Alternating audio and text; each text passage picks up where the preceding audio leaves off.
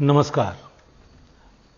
उनके खत और आप की 289वीं कड़ी 289th एपिसोड लेकर मैं एक बार फिर आपके सामने। दोस्तों, कल जो मैंने खत पढ़ा था इंग्लिश में, उसी का हिंदी ट्रांसलेशन आज पढ़ रहा हूं। भंडारा कुछ ही दिनों बाद है।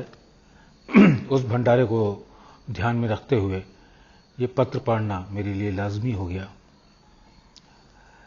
मैं ये पत्र जो पढ़ रहा हूं, ये ओल्ड सहजमार्ग पत्रिका जो आया करती थी, उसके 1976 के मार्च के अंक में आया है। इस खत की तारीख है 23 फरवरी साल 1976, फरवरी 23, 1976। प्रिय भाई, आशीर्वाद, आपका खत मिला। मैं सोचने लगा कि इसका क्या जवाब दूं। सोचते सोचते मैं इस नतीजे पर पहुंचा कि हमारे अभ्यासी सभी मुझसे बहुत मोहब्बत रखते हैं, लेकिन शिकायत ये भी है कि वे फॉर्मेलिटीज की तरफ जाते हैं और असली लक्ष्य की ओर नहीं जाते। लक्ष्य क्या है? साक्षात्कार। और तरीका क्या है? मालिक की इच्छा के अधीन रहना। मैं ये चाहता हूं कि हमारे सभी भाई लोग लक्ष्य के संपर्क में रहें, किंतु ये हो इसलिए नहीं पाता कि वे उतना समय जो लक्ष्य प्राप्ति में लगाना चाहिए दूसरी ओर लगा देते हैं। आपने अपनी कठिनाइयां सामने रखी, अब मैं अपनी कठिनाइयों को भी आपके सामने रखना चाहता हूं। जो ही मैं जरा सा कमरे से बाहर आता हूं कि लोगों मेरे पैर छूना शुरू कर देते हैं। कई लोग इससे पहले भी पैर छू चुके हैं। हर बार जब भी मैं किसी न किसी जरूरत से, मसलन स्नान घर की ओर जाने के लिए बाहर निकलता हूं, तो इस कैद से पिंजड़े में घिर जाता हूं। मैं आप सबको जिन बंधनों से छुड़ाना चाहता हूं, उन्हीं बंधनों में आप मुझे फंसा देते हैं। आप मेरे स्वास्थ्य के विषय में थोड़ा बहुत तो जानते ही होंगे। मेरा दिमाग इतना ठीक से काम नहीं दे रहा जितना बीमारी से पहले करता था। इलाज अब भी जारी है।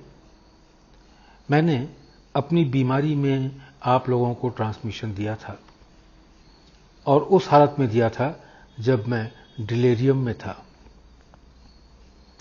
मैंने तंदुरुस्ती की परवाह कभी नहीं की, जिसका परिणाम ये हुआ कि अब मैं पूर्णतया स्वस्थ नहीं हुआ हूं।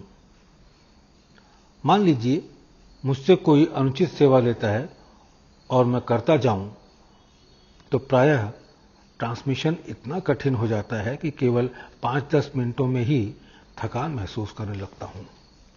इसलिए इन चीजों से बचता रहता हूं और आराम करना चाहता हूं। तब भी 3 दिन और 3 रात लगातार मैं ट्रांसमिशन देता रहा। इन सब फर्जों को करते हुए और पैर छूने के डर से मैं जल्दी जल्दी आप लोगों के सामने हाजिर ना हो सका। एक कारण और भी है। जब कभी मेरे चारों तरफ लोगों की भीड़ इकट्ठी हो जाती है, तो मेरा दम फूलने लगता है और बेचैनी की वजह से बेहोशी सी आने लगती है। फिर भी आपका काम होता रहता है, तो आपकी ये शिकायत कि घर आने के लिए सबको इजाजत नहीं मिलती, अनुचित है। इसका मतलब यही होता है कि मेरी कठिनाइयों की ओर आपने ध्यान नहीं दिया। लक्ष्य प्राप्ति की ओर आपका ध्यान रहे, जिसकी पूरी जिम्मेदारी हमारी है। अगर सभी 1500 अभ्यासी पैर छूने आ जाएं, तो संभव है कि आप 2 सप्ताह बाद मेरे घर पहुंच पाएंगे।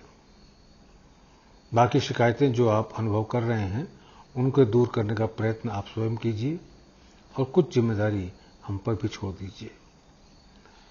हमने उत्सव में जिम्मेदारियों का पूरा लाभ आप तक पहुंचाया है। बच्चों को आशीर्वाद, शुभचिंतक रामचंद्र।